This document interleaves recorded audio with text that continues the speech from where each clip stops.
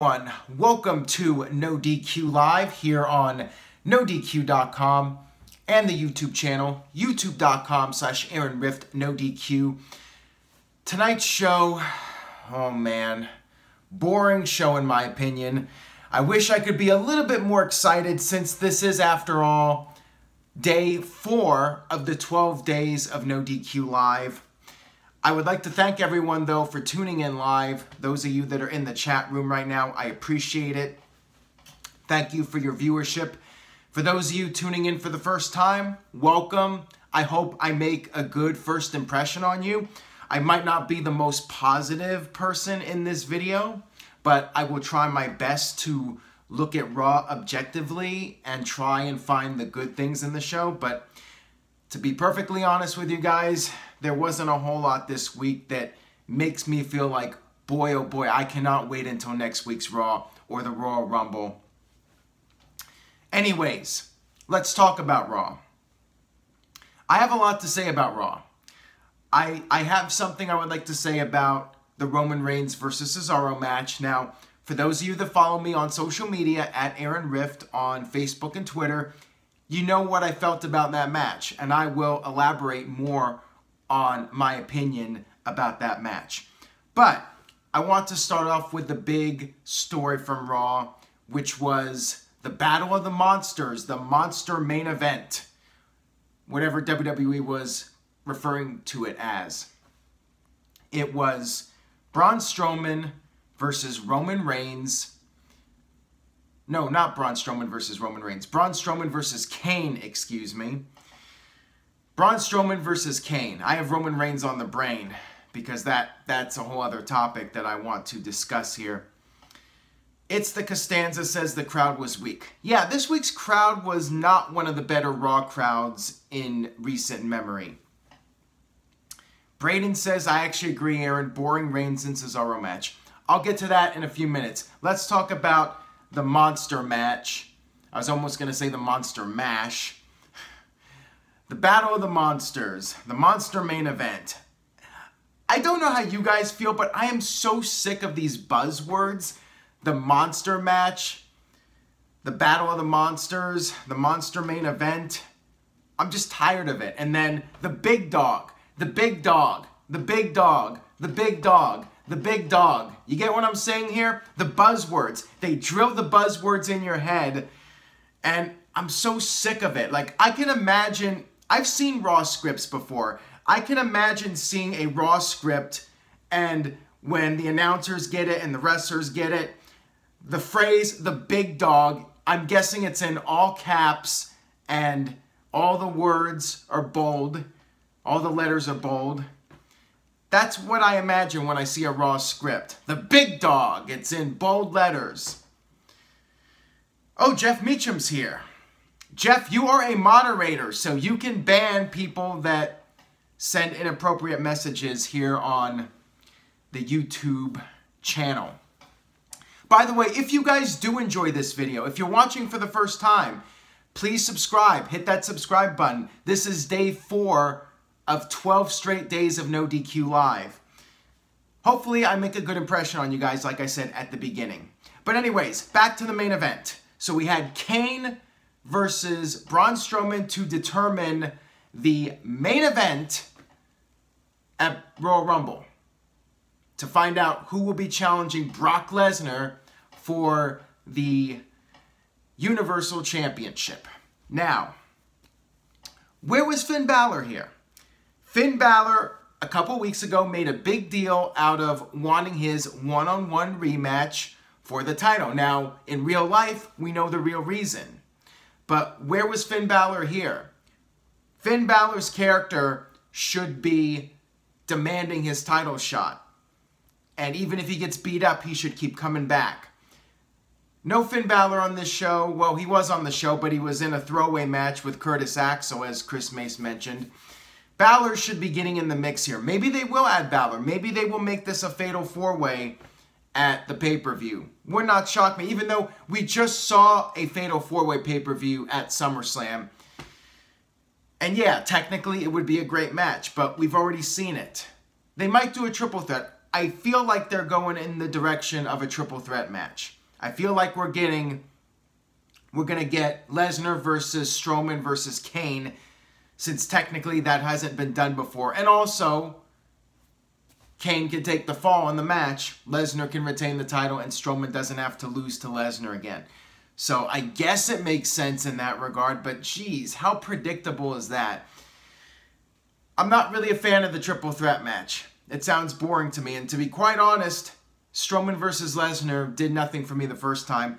The match with Strowman and Kane tonight did nothing for me. I mean, look at those choke slams. I mean, Braun Strowman basically had to do all the work there to go up for the choke slam. Kane did practically nothing. The match was really slow. I could be critical of the technical aspect of this match because it was very slow paced, and clearly Kane is not at the peak of his career. Kane is getting old, unfortunately. Stairs match. Oh, that was a terrible line by Booker T. Musical stairs when each guy was holding the steel steps. Musical stairs? That was like the most cringe-worthy line I've ever heard from Booker T, and that's saying a lot from Kane. And Booker T, excuse me. Booker T needs to go, says Steve Herman. Booker T needs to retire. So I feel a lot of you agree with me on that. Tony H says, what's up, Aaron? Big dog. Jeff Meacham says, Booker is the worst commentator in WWE. Booker T made this show the worst, says Michael Wayne. Cool Hand Dylan says, Booker T is out of touch. Drew Gulag called Booker T Mr. T. The commentary definitely hurts this show. I feel like if we had a really good commentary team, then stuff that is either too predictable or just not that good would be better, because the commentators would do a better job of selling it and make it sound like it's important. That's one of the great things about Jim Ross back in the day. Jim Ross could make a lousy segment or a subpar match seem way more exciting than it actually was. That's how good JR was, and why he's the greatest announcer of all time, in my opinion. Even Don West. I was never the biggest Don West fan, but at least Don West had passion, and maybe he acted too over the top, but I like the fact that Don West had passion. So I will give him that. Trending Perfection says the main event blew Cat Chow chunks. Yeah. John's 5890 says no more three-man teams. Yeah, I mean, I've been saying that for the longest time. Trending Perfection just got a timeout by JM, so there you go. Tony H just left a $2 super chat donation, and his phrase here for me to say, big dog, big dog, big dog, big dog, big dog. So there you go. He just sent me $2 to say big dog 5 times, as if WWE did not say it enough. Real Life 315 says Don West was great.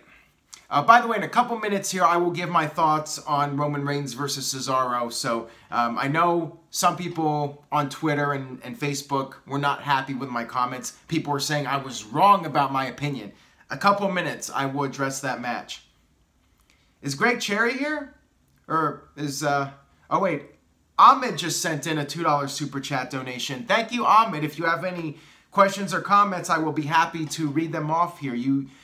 If you do leave a super chat donation, there is an option to leave a message, and I will read off that message if you do, in fact, leave the super chat donation. Oh, TJS says he got his Greg Cherry t-shirt.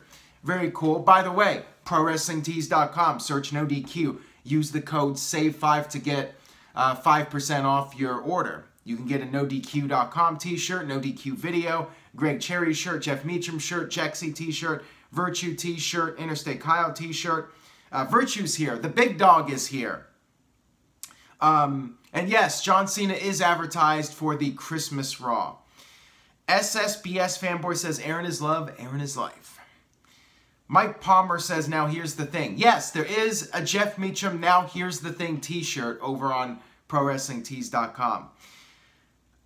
Yes, I did hear, unfortunately, about Angry Grandpa passing away. That is very sad. I found out about that today, actually. I did not know about it until today, and very sad because I did see some of his videos and he was entertaining. So definitely a loss for the YouTube community for sure. Anyways, back to Raw. So we have 250 live viewers. Thank you guys for tuning in. I really do appreciate it. If you enjoyed this video and you're watching for the first time, click on the subscribe button. Today is day 4 of 12 straight days of live video. So if you think my opinions are interesting, if you think I do a good job here, subscribe and please spread the word. And this is for everyone. Please spread the word. Tell a friend. Tell your fellow wrestling fans about this video. Johns5890 says first time in the live chat. Tony Brain says happy Rusev Day. Where are those darn cats, says Cool Hand Dylan. One of them was eating here a minute ago. Anyways, so let's make this a little bit controversial now. Let's talk about Roman Reigns versus Cesaro. Yes, Adam wants me to talk about it. So let me preface this by saying both of them did an excellent job doing what they're paid to do tonight. They went out there and both of them worked really hard and it was athletically great. It was a great match athletically. Not going to argue that. Roman Reigns is a really good performer. No doubt about it. Regardless of what you think of his character, the guy can go in the ring. And Cesaro is Cesaro. Now with that being said, I was bored with the match. How could I be bored with such a great match? That's the big question here, and I'll tell you why. It all comes down to Roman Reigns and the character he is playing. Again, he is John Cena 2.0. Or he is Hulk Hogan 3.0, if you want to look at it that way. Now, some of you may say, well, Aaron, you're being a hypocrite because you were Hulkamaniac growing up. You were a big Hulk Hogan fan. Here's the difference. Hulk Hogan took 7 or 8 years to get stale. Hulk Hogan was not wrestling on television every week or even every month. Hulk Hogan would wrestle on television every couple of months, maybe 5 or 6 times a year. It's a formula. He's not Roman Reigns 1.0. He's Hulk Hogan 3.0 or John Cena 2.0, whatever you prefer. It's a template. It's the superhero babyface that never loses clean, who always wins and is always protected, and the matches, they are laid out exactly the same. It's not Roman's fault, Jason. It's not his fault at all. It's the people creatively in charge of WWE that put the shows together. Reigns and Cesaro are just going out there and doing their job. But it's boring to me. Now, I've been watching this stuff for over 30 years. Maybe somebody who's a casual fan, who's only been watching for 2 years. I mean, Dirty Little Grunge says the IC title challenge is nothing more than make Reigns look strong world tour, which is basically what it is. I did not buy into the near falls. I know the live crowd did for the most part. I personally did not. I know how every Roman Reigns match is going to go. It's the same thing every single time. The same spots. It's structured the same way every time. It's the babyface. He has control early and then middle of the match, he's selling for a long time and then he makes his big comeback. You have the same near falls and Reigns always kicks out at 2, just like John Cena. Always kicked out at 2. It's the same thing every match. I don't buy into the near falls. I know Reigns is not losing that title without shenanigans. Reigns is not going to lose that title cleanly. There's going to be some kind of interference or it's going to be a triple threat match where Reigns doesn't have to take the fall. And we know Reigns is going to main event WrestleMania. It's utterly predictable. And that's the problem with Roman Reigns versus Cesaro. Technically, it was great, but creatively, it's the same thing we see every single week. And that's the problem with having Reigns go out there and do the same matches that John Cena was doing for 10 years. It's the same thing. With Hogan, it did get stale, but it took 6 or 7 or 8 years for that to happen. John Cena got stale a lot quicker. He got stale 2006. People were turning against him, but WWE just kept doing it. It was John Cena every week. And people were saying, oh, Cena's matches are great. And yeah, Cena can perform. He is a really solid worker in the ring, no doubt about it. But it's the same formula. It's the same story being told every single week. And, you know, other people are arguing with me. This is another argument I'm going to counter right now. This is the Rift Rant portion of this video, by the way, and we're at 260 right now. Here's my other point about this regarding Roman Reigns and Cesaro. Somebody was trying to say, well, why did you praise AJ Styles versus Brock Lesnar when it was predictable? Because wasn't it predictable that Lesnar would win? Yes, it was. However, it did not follow the typical format of a John Cena or a Roman Reigns match. It had a different dynamic to it. AJ Styles is not in that template, the Hulk Hogan, John Cena, Roman Reigns template. It's different. He's a different character. Brock Lesnar is a different character. So it has a different dynamic, and it's not the same exact match. With Roman Reigns, it's the same match every single week, and we see it week after week after week, 52 weeks a year, every single year. And before it was John Cena, now it's Roman Reigns, and it's boring. I don't feel it works in today's WWE. Of course, it does work to some degree, but I feel like it's not going to lead to WWE boosting their business and making things interesting for fans that have been watching wrestling for a while. Sure, it might be interesting to people that, again, don't watch that much wrestling. Maybe they will find it very entertaining, the casual fans. But for the rest of us that have seen this already, we already saw John Cena do this every single week for years. And now the same thing is happening with Reigns. So it's nothing on Roman Reigns, the performer. It's nothing on Cesaro. Cesaro is great. But I was bored to tears with that match. Bored with most of the show in general. Again, like I said last week, I feel like Raw is coasting. I feel like they're just sticking to their formula. It's the same show every single week. It feels very overly choreographed and scripted. And I will talk about the women's segment now. I will talk about Absolution coming out. And again, I think that Mandy has some potential.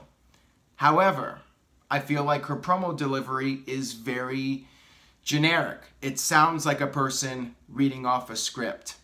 And part of that might be her fault, and part of it is the script writers are just not giving her good material to work with. It could be a combination of both.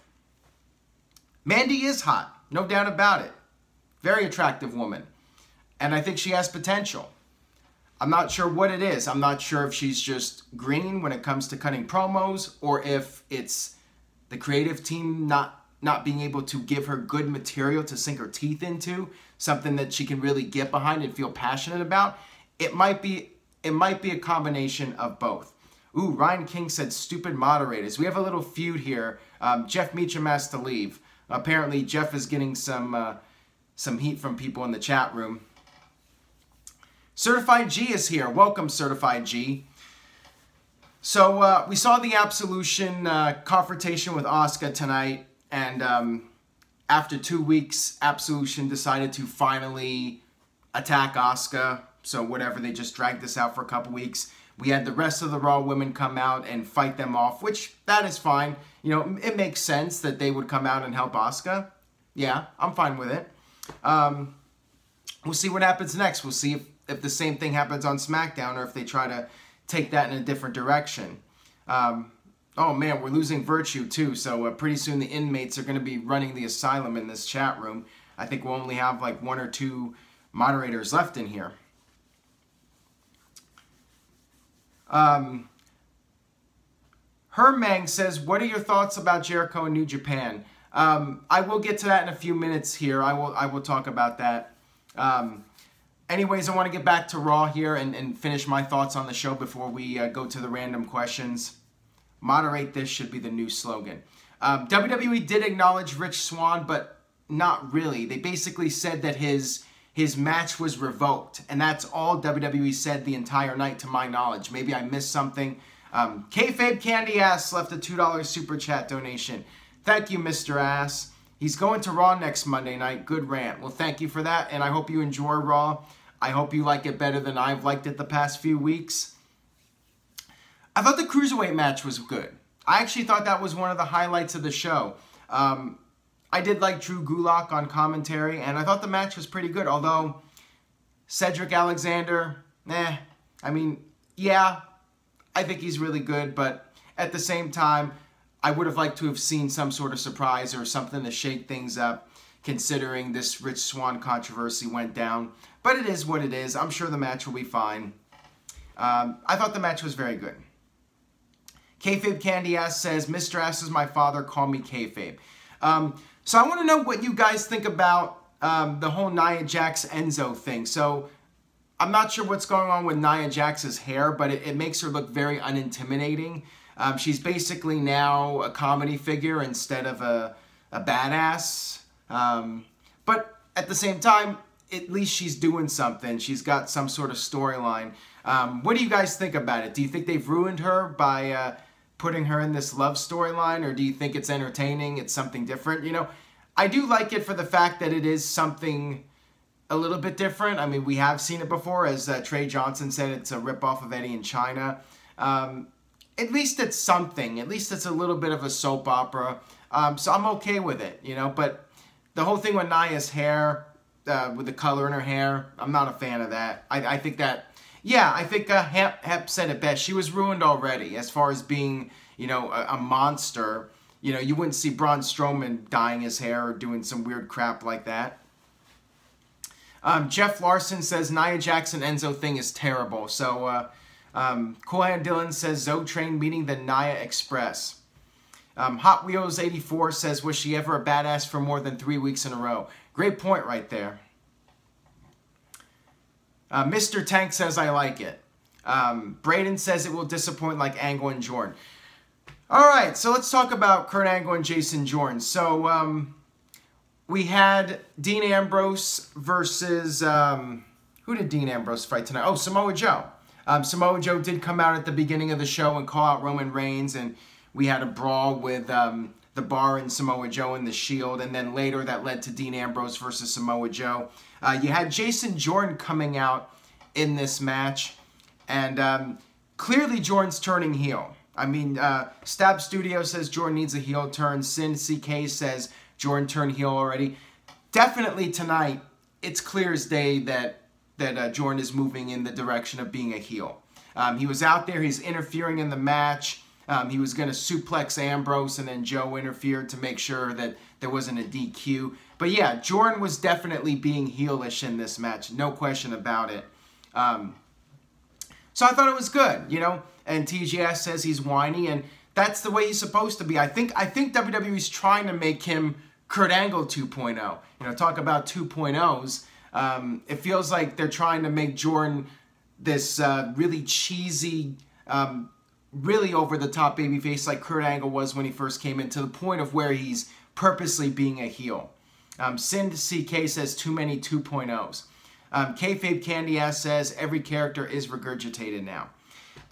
Yeah, I mean, that's unfortunate, and it is hard to come up with new concepts and ideas. But at the same time, I feel like WWE doesn't try enough to think outside the box and do some different things. I was a little disappointed with the Bray Wyatt Matt Hardy segment, because it was more or less just a continuation of the same thing from last week. It's like the creative team was like, okay, we really don't know where to go with this next, so let's just drag this out for one more week so we can try to think of some new ideas for it. That's what it came off like to me, the Matt Hardy, not Jason Jordan, Bray Wyatt thing. I still was entertained by it. I like the laughing stuff, but if they do this a third week, then I'm going to start to lose hope on this. 2 weeks is fine, but Adam says trust the process. This is WWE. I'm not sure if I can trust the process, but I'll see what happens next week. If they do the same exact thing again, I'm going to start to lose hope in it. TJS says I don't like the Woken screen. The Woken screen reminded me of like Steve Austin with the glass shattering. It was a little weird, but I guess the idea is it's broken, even though he's called Woken. Whatever. It was silly. People are complaining about the 10 hours of laughing, the video that WWE posted on YouTube. Brother Nero is here from Oklahoma. How's it going, Brother Nero? Thank you for tuning in. Much appreciated. If I bought WWE right now, what would I do first? hire a new creative team. If I could afford to buy WWE, I would get some new people running creative and change things up a little bit, take some chances. As long as Aaron doesn't turn heel, I'm good. Well, I think I already turned heel to some people by criticizing the Roman Reigns-Cesaro match. Darren Brown says, longtime fan here from 2011. Thank you, Darren, for tuning in. And 2011 was the first year of NoDQ video, so thank you for tuning in for that length of a time. Johns5890 says, should I go to the Raw and SmackDown in Chicago?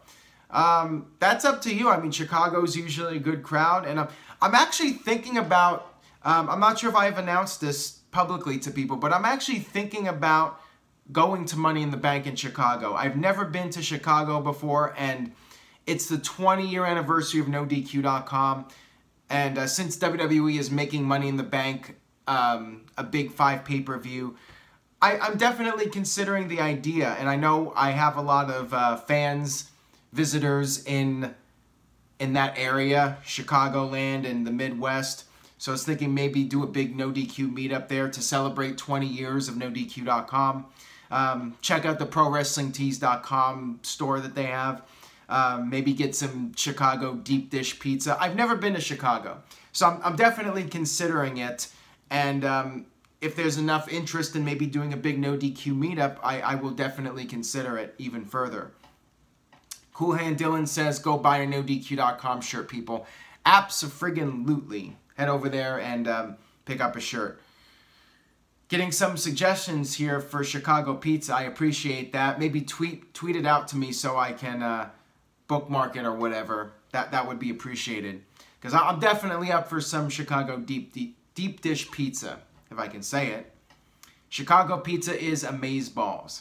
The only Chicago pizza I'm used to is BJ's Pizza, which is, you know, they're known for their Chicago style deep dish pizza. Anyways, let's not talk about pizza too much here. Let's stay focused on the wrestling talk. Is there anything else significant I'm missing from Raw? I think I covered all the main segments from this week's Raw. Will CM Punk be allowed at the meetup? I don't think CM Punk will be attending. My gut feeling is he will not be there. We might get some CM Punk impersonators, though, but not CM Punk himself. It's always fun, you know, the meetups I've done in the past, we always get a couple people cosplaying, so it's always a fun time when people are dressed up in the costumes. So I would not be surprised if I did the Chicago meetup and we had some CM Punk people there. CM Punk seems very open and accessible. Well, he has me blocked on Twitter on both of my accounts, Aaron Rift and NoDQ DOTCOM. So I don't think he likes me too much. Why, I'm not sure, because I've done nothing but praise him. Oh, Kayfabe Candy Ass was being sarcastic. My sarcastic detector was off on that one. My apologies. That Blitz VIP member says CM Punk blocks everyone. He is a coward. Well, he just doesn't like negativity, which is why I'm surprised he would block NoDQ, because, okay, I'm going to ask you guys, when have I ever been really critical about CM Punk? I've been one of his biggest supporters. I mean, you guys know, for years, I've talked about how thankful I am that he helped NoDQ.com generate the biggest spike in site traffic history. It broke the site, as Braden mentioned. CM Punk's pipe bomb promo broke the site because we had so much traffic. So I am in debt to CM Punk for that promo. He gave NoDQ.com all this traffic, and I was very entertained by his title run. And I was sad when he left. So I'm not sure why he blocked NoDQ, because NoDQ has always been a fan of CM Punk. I wear the CM Punk t-shirts when I do these videos sometimes. I've given Punk credit. I have no idea why he blocked NoDQ. No idea at all. Maybe he just doesn't like the dirt sheet websites in general. I have no idea. Somebody could ask him, but I doubt he'll say anything anyways. He'll give a reason. Travis thinks he just blocks every wrestling site, so maybe he does. Chris May says, what is your favorite wrestling shoot interview? The Talk Wrestling episode where Jeff Meacham interviewed Rob Van Dam. Yes, that is a biased answer. And by the way, that is what is called a bias when I say my favorite wrestling shoot interview is Rob Van Dam. There's a guy on Twitter that's saying I'm being biased by being critical of Cesaro and Roman Reigns, and he doesn't explain how that makes me biased.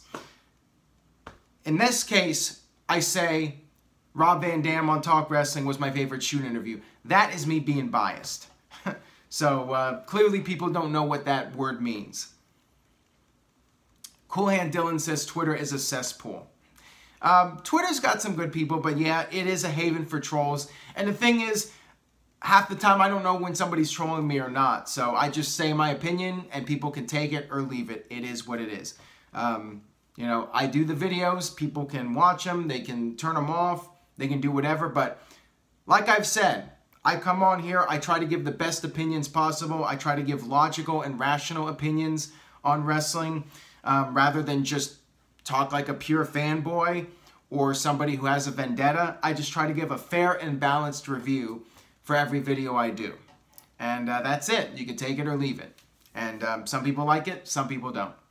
But I try not to get engaged in too many arguments with people on Twitter because some of the people on Twitter are clearly trolling and some of them just, no matter what you argue, they're not going to understand your viewpoint. So sometimes, you know, what's that saying about arguing with people on the internet? It's like competing in the Special Olympics or something. Jeremiah Dorset says, who's next to leave Impact for WWE? Maybe EC3. I'd love to see EC3 in WWE. Let him have his shot. John's 5890, do you listen to the Edge and Christian podcast? I don't, unfortunately. I don't listen to a lot of podcasts. As it is, I focus most of my time on doing my own thing. Every now and then I'll check out YouTube clips of a podcast, whether it's a wrestler podcast or, you know, a fellow podcaster like Solo Monster or one of those guys. Every once in a while I'll check out some of the YouTube clips, but I rarely will watch or listen to a full-length podcast. As Travis W. says, there's too many of them. There's a lot of them, and, you know, there's only so many hours in the day. So I tend to focus on doing my own thing and not concern myself with what others are doing. But if somebody says something interesting, I will definitely check it out. Tony H says, gotta run, take it easy, Aaron. Thank you for tuning in, Tony H. I appreciate the viewership. When is Season 3 of Wrestling Trivia Challenge? The current plan is next month. You know, for between Season 1 and Season 2, we took a month off. And right now the plan is to come back in early January. So stay tuned for that. We will be making some changes to the third season of WTC. Make sure you pick up a t-shirt. Let me know you want to see more Wrestling Trivia Challenge. You support it. Pick up a t-shirt over at ProWrestlingTees.com. Use the code SAVE5. Search NoDQ or check out the link in the description box. Okay, so thoughts on the Jericho Omega angle. I did see that. I thought it was a good angle. You know, I like the fact that Omega had color, that he bled. You know, that's something we don't get to see that often, especially in WWE's world. But in New Japan, we still get to see it for big angles, which is always cool. I like it. I think it's, you know, it's going to be an entertaining match. I will definitely check out that match. I don't know if I'm going to watch the whole New Japan show, but I will at least watch the Jericho Omega match. Jericho flew all the way to Japan for that. Well, Jericho, he's all in. He's there to make this match as big as possible. So he will go all out for it. I don't think Jericho will necessarily sign with New Japan. Keep in mind, Jericho's got more tour dates with Fozzy. So you know, I feel like this thing with Omega is going to be a one-off. Omega will win. And then Jericho's got his tours with his tour dates with Fozzy. He's going to be there doing the tour in February and March, and actually through WrestleMania. So Jericho will not be part of WrestleMania this year. Chris Mace, this was over the weekend. There's a video I did post it over on NoDQ.com. So check that out. Check that out if you haven't. I have not been to Europe, Allow Man 65. I would like to one day, just haven't gone around to it. But one day I would definitely like to go to that part of the world. That would be awesome. Maybe if they do WrestleMania there, maybe I'll make that trip. I've always said I would never travel. I have a passport. I've been to Canada and Mexico, just not outside of North America. I have been to Hawaii too, so that, you know, it's still technically the United States, but it feels like a whole different culture there. So yeah, I'll tell you guys what, if WWE does WrestleMania in the UK, I will make that happen. I will go to the UK for WrestleMania. I'm saying that right now. I will do it if I can afford it, of course, but I should be able to, and I don't even know when WWE is going to ever do it realistically, but if the funds are there and WWE does in fact do WrestleMania in the UK, I will travel for that. I will do that because I would like to go see the UK and see Europe one of these days, and that would be the perfect opportunity. No walking with Elias tonight. Yeah, that's right. And this might get me in some trouble with people. I didn't even notice. I didn't even notice Elias wasn't there. I know you guys like Elias, but I did not even notice his absence. So there you go. It is what it is. Just my opinion. I don't think the character is nearly as compelling as some of you make him out to be. But then again, some of you don't like Rusev and Aiden English. So we all have our different viewpoints, our different opinions on the show. Yeah, I do not walk with Elias. I'm sorry. I think he's entertaining, but not to the level like people are treating him like he's the next big thing in WWE. I would notice Aiden English being gone. Every week, Aiden English and Cesaro, or not Cesaro, Rusev are not there. It upsets me. It deeply troubles me when Aiden English is not out there and singing. Happy Rusev Day, happy Rusev Night to everyone. Elias should be world champion. Well, there you go. Did Sheamus get injured? Well, he's been dealing with some sort of injury with his neck, the same kind of condition that ended the careers of Steve Austin and Edge, and he actually posted a video about it recently. So he's rehabbing that, but you know, he's still doing matches. He wrestled on Raw tonight. So we'll see. Hopefully he'll be okay. Hopefully he can rehab and it won't be a career-ending situation for him. Sheamus is a guy I feel like he gets. It's almost like the Big Show syndrome. You know, I feel like the Big Show has been around for a long time and doesn't really get enough respect and recognition from the fans. And I feel Sheamus is the same way. You know, Sheamus has been around for almost a decade now, and he's been a really solid performer for many years. But I feel like fans overlook him, and I don't think he gets enough credit. I think the guy is very entertaining, and I think he deserves recognition. You know, some people write him off to being Triple H's workout buddy or whatever, but I think the guy earned his spot. You're funny, Brother Nero. You're a funny guy. Looking at some of the comments here, I'm having some dead air here. Just give me a second. Sheamus is smart when people don't realize it. I agree with that. I definitely agree with that. Michael Wayne says, will Cena win back the WWE title at WrestleMania if Jinder Mahal wins back the title? Well, the thing that I find interesting right now is John Cena is actually scheduled for the Raw brand. He's going to be on the Christmas edition of Raw.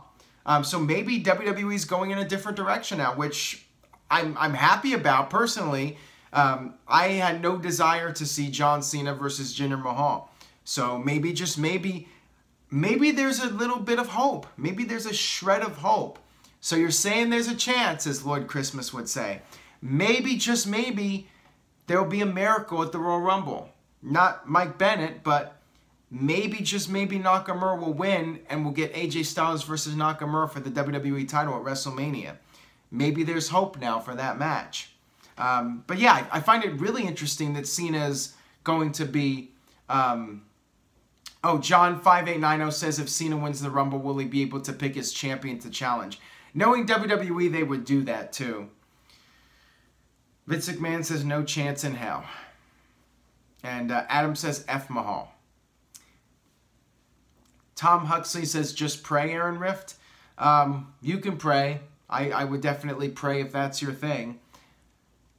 Anthony is asking me about a Walking Dead spoiler. Go on my Facebook. I did express my opinion on that. I think it's dumb. I thought this mid-season finale was disappointing. The whole season so far has been very disappointing. And I'm not a fan of what happened at the end. And I actually, you know, I've heard the reports about it, but I still don't buy it after that whole Glenn dumpster fiasco. But anyways, that's The Walking Dead. You guys want to ask me about that? I'll talk about it on Facebook or Twitter or whatever. You could tweet me about it. Brayden says, you're helping me through finals. Thank you, Mr. Rift. Well, thank you for tuning in. I really do appreciate it. Cool Hand Dylan says that character was annoying. I find most of those characters to be annoying, and that's why Walking Dead... I'm a fan of the first season of Walking Dead. I thought that season was great, and then it slowly went downhill after that. But that's my take on The Walking Dead. We'll leave it at that. I'll go ahead and wrap up this video. We're about at 40 minutes now. Thank you guys so much for tuning in. I really do appreciate it. Tomorrow night, I will be back for night 5. 5th night. 5 time of NoDQ Live. I will talk about SmackDown Live. I will rant some more, most likely. I was a fan of Angry Grandpa. My condolences. And see you guys tomorrow night. ProWrestlingTees.com. Search NoDQ. Pick up a t-shirt. Save 5 to get a discount. And that'll do it. That's all for me tonight. I will be back tomorrow night for more.